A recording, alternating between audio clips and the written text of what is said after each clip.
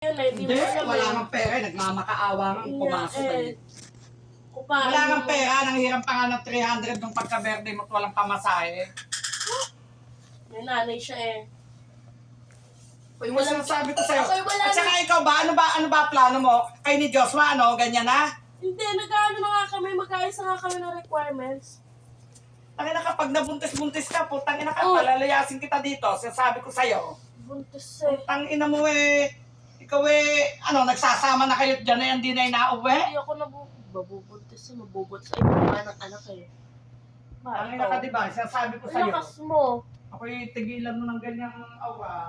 Walang ibang kukuha ng pera niya, putang ina. Tayo. Kasi, Yung sinasabi ko sa'yo, binibigyan ko kayo ng pera, kasi kailangan akong pera.